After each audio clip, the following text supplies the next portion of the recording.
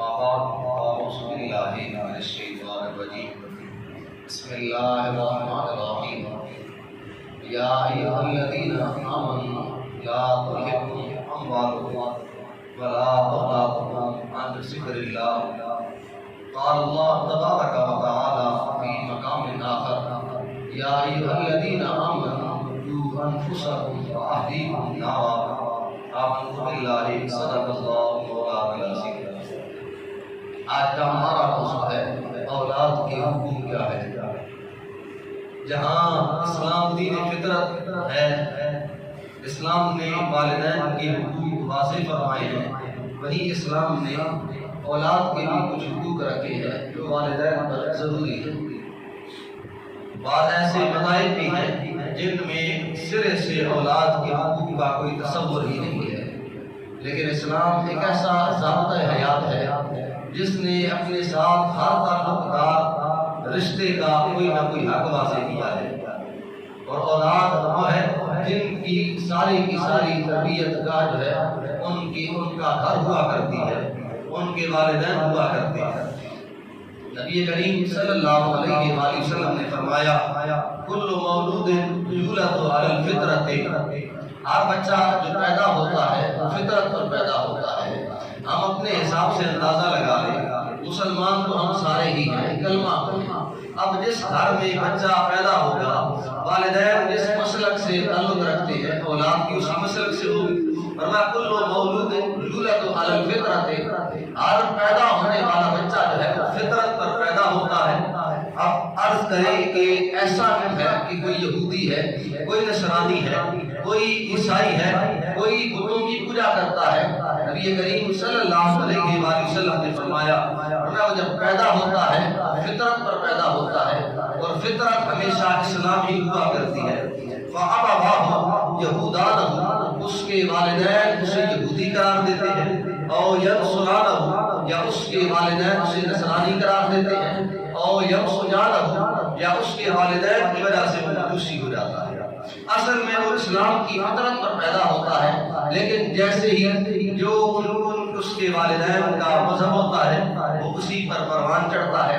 جیسے ہمارے گھر میں بچہ پیدا ہو، جس مسلک والے کے گھر میں پیدا ہوگا اسی مسلک پر وہ پروان چڑھتا رہے گا۔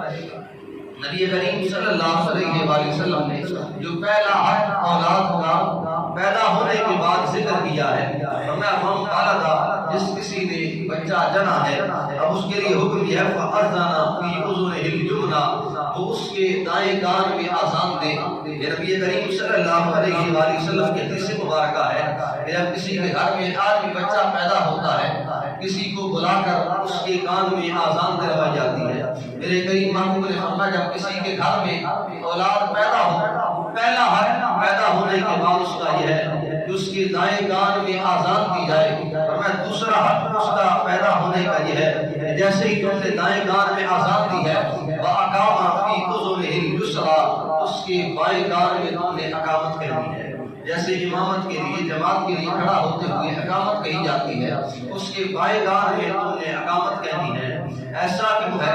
کیا کوئی مصیبت دور ہوتی ہے؟ میرے کریم محبوب علیہ السلام نے فرمایا لم یضرہ ام الصبیان، بچے کے کان میں آذان دو گے، اقامت پڑھو گے، اس برکت کے صدقے سے مالک کریم اس بچے کی ماں کی جو پریشانیاں ہیں وہ دور فرما دے گا۔ سبحان اللہ۔ بچہ پیدا ہوا ہے، ماں کو تکلیف ہوتی ہے، ماں کی پریشانی ہوتی ہے، میرے کریم محبوب نے فرمایا وہ جو ماں کی تکلیف ہوتی ہے بچے کے کان میں آذان دینے کے بدلے میں مالک کریم اس تکلیف کو دور فرما دے گا۔ سبحان اللہ۔ اور حضور نبی رحمت صلی اللہ علیہ وآلہ وسلم نے آگے فرمایا پھر جب وہ بچہ پروان چڑھنا شروع کرے، اب 1 دن کا ہوا ہے، 2 دن کا ہو گیا ہے، اگلا حق اس کے لیے یہ ہے کہ نبی کریم صلی اللہ علیہ وآلہ وسلم نے فرمایا تم اس بچے کا اچھا نام رکھو۔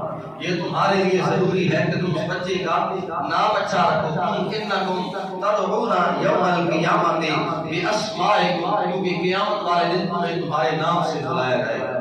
باسماء آبائکم، تمہیں تمہارے باپ کے نام سے بلایا جائے گا، تمہارا بھی نام لیا جائے گا، ساتھ تمہارے باپ کا بھی نام لیا جائے گا۔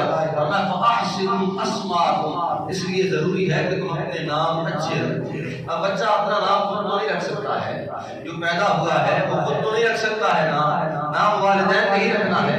فرمایا تمہیں تمہارے نام سے بھی تمہارے والد کے نام سے بھی پکارا جائے گا، بس ضروری ہے کہ تم اپنے بچوں کے نام اچھے رکھو۔ حضور نبی رحمت صلی اللہ علیہ وآلہ وسلم کی بارگاہ میں حضرت عائشہ صدیقہ رضی اللہ تعالیٰ عنہا آئیں۔ مسلم شریف کی حدیث مبارکہ ہے، عرض کی کہا حضور میرے پاس ایک عورت آئی تو اس کے پاس 2 بچیاں تھیں، وہ خود بھی بھوکی تھی، اس کی بچیاں بھی بھوکی تھیں۔ اس نے مجھ سے کچھ مانگا، میرے پاس کھجور کے 3 ٹکڑے تھے، میں نے تینوں کے تینوں سے صدقہ کر دیے۔ حضرت عائشہ فرماتی ہیں کریم معبود ہوا ایسے کہ میں حیران ہو گئی، اس نے ایک ٹکڑا ایک بچی کو دیا، دوسرا ٹکڑا دوسری بچی کو دیا۔ اب دونوں بچیوں نے کھجور کا ایک ٹکڑا کھا لیا، انہوں نے اور کھجور مانگی۔ اس ماں نے جو تیسرا ٹکڑا اپنے لیے رکھا تھا وہ بھی آدھا آدھا کر کے دونوں کو دے دیا۔ حضور میں حیران ہو گئی، وہ خود بھی بھوکی تھی، بچیاں بھی بھوکی تھی، لیکن اس نے خود کچھ نہ کھایا، سارے کا سارا بچیوں کو دے دیا۔ میرے کریم محبوب نے فیصلہ فرما دیا، فرمایا جو کوئی ایسے خیال رکھے گا تو سن لو اس کا اجر کیا ہے۔ میرے کریم محبوب نے فرمایا وہ جو بچیوں پر شفقت کر رہی تھی، بچیوں پر رحم کر رہی تھی، خود نہیں کھایا تھا، اپنی بچیوں کو کھلا دیا۔ میرے کریم محبوب نے فرمایا اس کی اس شفقت کے بدلے میں مالک کریم نے اس پر جنت کو واجب کر دیا۔ سبحان اللہ۔ فرمایا یا تو جنت کو واجب کر دیا ہے یا اس شفقت کے بدلے میں رب کریم نے اس کو دوزخ سے آزاد فرما دیا۔ سبحان اللہ۔ دونوں باتیں ایک جیسی ہیں، دوزخ سے آزاد ہے تو پھر بھی جنت مل گئی ہے، جنت واجب ہو گئی ہے تو پھر بھی دوزخ سے آزاد ہے۔ تو ایک اس سلے کے بدلے میں جو اس نے ایک مرتبہ زندگی میں ایک ایسا کام کیا ہے، میرے کریم محبوب نے فرمایا اس بدلے میں مالک کریم اس پر جنت کو واجب فرما دے گا۔ میرے کریم محبوب علیہ السلام کی پاک بارگاہ ہے، میرے کریم محبوب نے فرمایا لیس منا من لم یرحم صغیرنا، اور یہ حدیث مبارکہ ہمارے لیے تربیت کے لیے ضروری ہے۔ بچہ کوئی غلطی کرتا ہے نا، والدین اسے جھڑک دیتے ہیں، اسے مارتے ہیں، اسے خفا ہوتے ہیں، یہ تربیت کا کوئی اصول نہیں ہے۔ شریعت مطہرہ نے کوئی ایسا اصول وضع نہیں کیا ہے۔ ٹھیک ہے غصہ ہوتا ہے، انسان قابو نہیں پا سکتا ہے اس پہ، لیکن دھیان رکھیں، یہ یاد رکھیں بات مرحیم نے یہ بات لکھی ہے، آج کا سائنسدان کی اسی بات پہ اتفاق کرتا ہے کہ 7 سال تک بچہ جو ہے آپ جو اس کے سامنے کریں گے، جو اس کے ساتھ کریں گے، وہ اپنی میموری میں سیو کرتا جائے گا، اپنے دماغ میں وہ باتیں بٹھاتا جائے گا۔ اب جیسے آپ اسے خفا ہوتے ہیں، آپ جب بوڑھے ہو جائیں گے وہ آپ کے ساتھ وہی سلوک کرے گا۔ جیسی آپ نے اس کی تربیت کی ہے کہ غلطی پہ کیسے رکھنا ہے اگلے بندے کو، پھر آپ جب بوڑھے ہو جائیں گے بات آپ کو یاد نہیں رہے گی، وہ بچہ آپ کو اسی طرح رکھے گا جس طرح آپ نے بچپن میں اس کے ساتھ سلوک کیا تھا۔ اس لیے بچے اگر غلطی کر جائیں تو والدین کا حق ہے اپنے غصہ نہ کریں، آرام سے سمجھائیں، کوئی تربیت کا انداز اپنائیں۔ میرے کریم محبوب نے فرمایا لیس منا من لم یرحم صغیرنا، فرمایا ہم میں سے وہ بندہ ہے ہی نہیں جو اپنے چھوٹوں پر رحم نہیں کرتا ہے، کبھی کسی کی غلطی معاف بھی کر دیا ہے۔ ضروری نہیں ہے کہ ہر کسی سے بدلہ لینا ہے، ضروری نہیں ہے کہ بچہ آپ کے سامنے کوئی غلطی کر رہا ہے تو آپ نے آگے سے تھپڑ ہی لگانا ہے، آپ نے آگے سے گالیاں ہی نکالنی ہیں، آپ نے اسے خفا ہی ہونا ہے، ایسا کوئی ضروری نہیں ہے۔ کہیں تربیت کا یہ انداز نہیں اپنایا گیا ہے، یہ انداز آج ہم اپنا رہے ہیں، اس وجہ سے ہماری اولادیں بگڑ گئی ہیں، ہماری اولادیں خراب ہیں۔ وہ ایک انداز تھا، ہمارے بزرگ ہوا کرتے تھے، اپنا اپنا ہر بندہ اندازہ لگا لے۔ وہ ہمارے والدین ایسے تھے کہ ہم اگر جوان بھی ہو جاتے تھے نا تو ہم ان کے سامنے بات کرنے سے ڈرتے تھے، ہم ان کے سامنے کوئی ایسی بات کرنے سے ڈرتے تھے کہ وہ ہمیں خفا ہوں گے۔ اب وہ ہمیں کوئی بات کہہ دیتے نا تو ہم مارنے کے لیے تیار ہو جاتے تھے، اس لیے کیونکہ انہوں نے ہماری تربیت اس انداز سے کی تھی کہ مقام کیا ہوتا ہے والدین کا۔ ہم پہلے 7 سالوں میں سمجھ چکے تھے، سمجھ بوجھ کوئی نہیں ہے بظاہر انسان کو کہ کیا ہو رہا ہے، لیکن اس کا دماغ وہ چیزیں اپنے اندر بٹھاتا جا رہا ہے، وہ وہی ساری زندگی کرتا رہے گا جو اس نے 7 سالوں میں سیکھا ہے۔ اور آج ہم اپنا بچہ دیکھ لیں 2-4 سال کا وہ ہمارے سامنے کھڑا ہو جاتا ہے، باپ کو گالیاں بھی نکال جاتا ہے، ہاتھ بھی اٹھا جاتا ہے۔ کس لیے؟ یہ ہاتھ اٹھانا، یہ مارنا اسے کس نے سکھایا ہے؟ ہم نے ہی سکھایا ہے۔ باہر تو کوئی نہیں مارتا ہے، اسے غلطی کو کر بھی لے، باہر کوئی نہیں مارتا ہے، ہم گھر میں ہی جنگیاں کرتا ہے ہمیشہ، اور گھر میں ہی ہمیشہ کبھی ماں مار رہی ہے، کبھی باپ مار رہا ہے۔ یہ بچے نے ہاتھ اٹھانا آپ سے ہی سیکھا ہے، جو کچھ آپ اسے سکھا رہے ہیں وہ پریکٹیکلی آپ کے اوپر ہی آزمائے گا۔ میرے کریم محبوب نے فرمایا لیسا منا من لم یرحم صغیرنا، وہ ہم میں سے ہے ہی نہیں جو چھوٹوں پر رحم نہیں کرتا ہے، ولم یوقر کبیرنا، اور فرمایا صرف ہم ایک پہلو نہیں رکھیں گے، وہ بھی ہم میں سے نہیں ہے جو بڑوں کی عزت نہیں کرتا ہے، چھوٹوں پر رحم نہیں کرتا ہے، بڑوں کی عزت نہیں کرتا ہے۔ میرے کریم محبوب نے فرمایا اس کا ہمارے ساتھ کوئی تعلق ہی نہیں ہے۔ حضور نبی رحمت صلی اللہ علیہ وآلہ وسلم نے فرمایا جس کے گھر میں 3 بیٹیاں پیدا ہوں یا اس کی 3 بہنیں ہیں، باپ کا سایہ چلا گیا ہے، اب بھائی ان کی پرورش کر رہا ہے، ان کو پروان چڑھا رہا ہے، یا والد اپنی بچیوں کو پروان چڑھا رہا ہے۔ یہ ہمارے معاشرے کا آج بھی المیہ ہے کہ بیٹی گھر میں پیدا ہوتی ہے تو صفے ماتم بچ جاتا ہے، بندے پریشان ہو جاتے ہیں۔ اب ابھی تک بیوی حاملہ ہونا کسی کی تو ملنے والے ساتھی دعا دیتے ہیں کہ اللہ تمہیں بیٹا دے۔ ایسا کیوں ہے کہ ہم بیٹے کو ترجیح دیتے ہیں، بیٹی کو پیچھے کر رہے ہیں؟ اگر فضیلت سنیں تو میرے قریب محبوب علیہ السلام نے فرمایا جس کی 3 بیٹیاں اور وہ تینوں کی اچھی تربیت کرے، انہیں اچھے طریقے سے پروان چڑھائے، میرے قریب محبوب علیہ السلام نے فرمایا اس کا صلہ اسے کیا ملے گا؟ الا دخل الجنہ، اس بدلے میں مالک اسے جنت میں جگہ عطا کرے۔ سبحان اللہ، اس نے پروان چڑھایا ہے۔ اب ہم بیٹیوں کے لیے نفرت کا پہلو کیوں رکھتے ہیں؟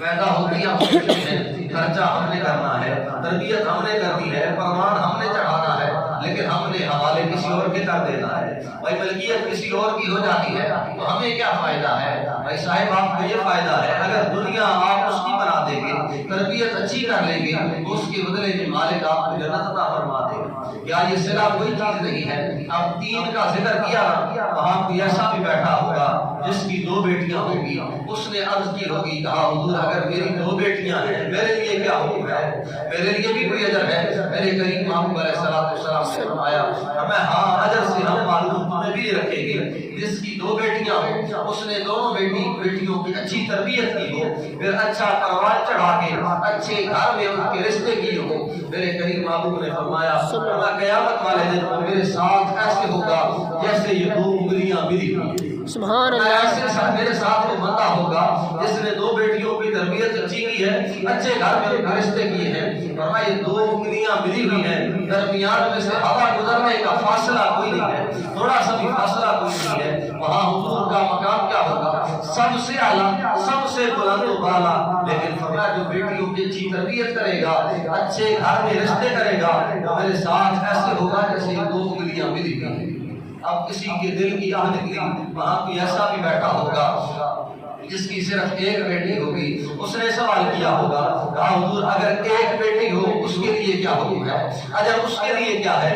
میرے کریم محمد علیہ السلام نے فرمایا میں اجر سے محروم ہم اسے بھی رکھیں گے جس کے گھر میں 1 بیٹی پیدا ہوگی۔ اور میں حضور کیا حکم ہے میرے لیے؟ میرے کریم محمد نے فرمایا میں جس نے بیٹی کی اچھی تربیت کی ہے، 1 ہی بیٹی کیوں نہ ہو، اسے اچھے طریقے سے پروان چڑھایا ہے، اور میں معروف اسے بھی نہیں رکھا جائے گا، اس 1 بیٹی کے بدلے میں مالک اسے بھی جنت میں جگہ عطا۔ سبحان اللہ، یہ اولاد کا حق ہے کہ آپ ان کی اچھی تربیت کریں، اچھی طرح پروان چڑھائیں، اور اس کے بدلے میں مالک آپ کو جنت میں جگہ عطا فرمائے گا۔ اب یہاں ایک بات یہ میں بیان کرنا چاہتا ہوں، ضروری بھی ہے کہ ہم اپنی اولاد کو دنیا داری میں بڑا آگے بڑھانا چاہتے ہیں، اچھے سے اچھے اسکول میں تعلیم بھی دلواتے ہیں، اچھے سے اچھی یونیورسٹی کا انتخاب بھی کرتے ہیں، اچھی سے اچھی اسے ساری سہولیات بھی فراہم کرتے ہیں، اس لیے تاکہ ہمارا بچہ ویل ایجوکیٹڈ بن جائے، اچھی پوسٹ پہ چلا جائے، اچھی جگہ پہ کام کرنے کے قابل ہو جائے، کہیں لوگوں کے درمیان بیٹھنے کے قابل ہو جائے۔ یہ ساری باتیں اپنی جگہ ضروری ہیں، ان میں کوئی حرج نہیں ہے، کوئی گناہ بھی نہیں ہے، کوئی فضول خرچی بھی نہیں ہے۔ آپ اچھے اسکول میں پڑھائیں، اچھے خرچے کریں، انہیں ٹیوشن لگوائیں، جو کچھ مرضی ہے پڑھائیں، لیکن جہاں دنیا داری سکھاتے ہیں وہاں بچوں کو دین سکھانا بھی ضروری ہے۔ یہ ایک ضروری حق ہے والدین کے لیے کہ وہ بچوں کو دین بھی ساتھ ساتھ سکھائیں۔ نبی کریم صلی اللہ علیہ وسلم نے فرمایا میں پہلی امت میں ایک شخص تھا جو بڑا مالدار تھا، اس نے اولاد کی بڑی اچھی تربیت کی تھی، بڑے اچھے طریقے سے پروان چڑھایا تھا، ہر سہولت انہیں میسر کی تھی، لیکن جب اس کے مرنے کا وقت قریب آیا اس کی آنکھ کھل گئی، اس نے کہا میں نے تو بچوں کو دنیا دار بنایا ہے، دین تو سکھایا کوئی نہیں ہے انہیں۔ اس نے تینوں بیٹوں کو پاس بلایا، اس نے کہا میرے بچوں میں تمہارا کیسا باپ تھا؟ انہوں نے کہا ابا جان آپ نے ہم پر سارا کچھ خرچ کیا ہے، ہمیں اچھے سے اچھی جگہ پہ بٹھایا ہے، ہمیں لوگوں کے درمیان کھڑا کرنے کے قابل بنایا ہے، آپ ہمارے اچھے باپ ہیں۔ اس والد نے کہا میری آنکھ کھل گئی ہے، سانس نکلنے والی ہے میری، میں دیکھ رہا ہوں میں نے تمہیں دنیا کو سکھائی ہے لیکن میں تمہیں دین نہیں سکھا سکا، میں تمہارا اچھا باپ نہیں بن سکا ہوں، اب میرا حشر کیا ہے؟ اس باپ نے کہا میرا حکم ہے، میری وصیت ہے تمہیں، جب میں مر جاؤں تم نے مجھے دفن نہیں کرنا ہے، تم نے لکڑیاں اکٹھی کر کے مجھے جلا دینا ہے۔ تو دو طرح کے الفاظ ہیں حدیث مبارکہ میں، اس نے کہا تم نے مجھے لکڑیاں اکٹھی کر کے جلا دینا ہے۔ ایک حدیث مبارکہ کے الفاظ ہیں میں وہ جو رات بنے گی، اس بوڑھے نے کہا وہ رات تم نے دریا میں بہا دینی ہے، اور دوسری حدیث مبارکہ کے الفاظ ہیں اس بوڑھے نے کہا وہ جو رات بنے گی جس دن تیز طوفان چلے گا اس دن تم نے اس رات کو اڑا دینا ہے۔ میں ڈر رہا ہوں کہ میں مالک کے سامنے کیسے پیش ہوں گا، میرا حشر کیا ہوگا کہ میں نے اولاد کی تربیت ہی نہیں کی ہے، میں نے دنیا تو سکھائی ہے دین نہیں سکھایا ہے۔ اب اس باپ نے ایسا کیا، نبی کریم کے محبوب علیہ السلام نے فرمایا اس کی اولاد نے وصیت کو پورا کیا، جب وصیت پوری ہو گئی میرے مالک نے اس کی رات کو اکٹھا کیا، اس کی ہڈیوں کو اکٹھا کیا، اس کے جسم کو اپنے سامنے کھڑا کیا، اور میرے مالک نے پوچھا بندے تو نے ایسا کیوں کیا؟ میں نے تو حکم دیا ہے کہ میرے بندے کو دفنایا جائے زمین میں، لیکن تو نے حکم دیا تھا تو نے جلا دیا تھا، ایسا میں نے کیوں کیا تھا؟ اس نے کہا مالک میں ڈر گیا تھا، میں اولاد کی صحیح معنوں میں تربیت نہیں کر کے آیا تھا۔ میرے مالک نے فرمایا سچی بات بتا، تو ڈر گیا تھا؟ اس نے کہا ہاں میں ڈر گیا تھا۔ مالک نے فرمایا چل تو ڈر تو گیا تھا، تیرے اس ڈر کی وجہ سے ہم نے تیرے گناہوں کو معاف کر دیا۔ سبحان اللہ۔ مالک معاف کرنے کے لیے آج بھی تیار ہے، لیکن یہ ضروری ہے ہمارے لیے کہ ہم اولاد کی اچھی تربیت کریں، کیونکہ وہ اولاد وہ جس کی ہم اچھی تربیت نہیں کر سکیں گے، ایک وہ اولاد نہیں خراب ہوگی، پیچھے 100,000 نسلیں خراب ہوتی جائیں گی۔ جیسی ہم تربیت کریں گے ویسی ہی ہمارا بچہ آگے تربیت کرتا جائے گا۔ اور یہ کوئی نہیں ہے کہ بندہ ایسے بھی کہتا ہے اس نے اپنی قبر میں جانا ہے، میں نے اپنی قبر میں جانا ہے، اس سے اس کے مطابق ثواب ہوگا، مجھ سے میرے مطابق ثواب ہوگا۔ نبی کریم صلی اللہ علیہ وسلم نے فرمایا کلکم راع وکلکم مسئول عنہ، تم میں سے ہر کوئی چرواہا ہے اور اس سے اپنی رعایا کے بارے میں سوال کیا جائے گا۔ فرمایا تم میں سے ہر بندہ بادشاہ ہے اپنے گھر کا اور اس سے اپنے نیچے رہنے والے لوگوں کے متعلق سوال کیا جائے گا۔ بوڑھا باپ ہوتا جاتا ہے نماز پڑھنے کے لیے، جوان اولاد کو نہیں اٹھاتا ہے، اس سے یہ جہاں پوچھا جائے گا کہ تم نے خود کیوں نہیں پڑھی تھی، اگر وہ نہیں پڑھتا ہے تو اس سے یہ بھی پوچھا جائے گا اگر وہ آ گیا ہے کہ تم خود تو آ گیا تھا اپنی اولاد کو اٹھا کے کیوں نہیں لایا، اس سے یہ ضروری سوال کیا جائے گا۔ میرے کریم محمد علیہ السلام نے فرمایا میں اولاد کے لیے نماز کا اپنے حکم دو، 7 سال کے ہو جائیں انہیں نماز پڑھنے کا حکم دیتے رہو، اپنے ساتھ کھڑا کرو، اور یہ بھی حکم فرمایا اگر 10 سال کے ہو جائیں تو پھر تمہارے لیے لازم ہے انہیں مار کے نماز پڑھاؤ۔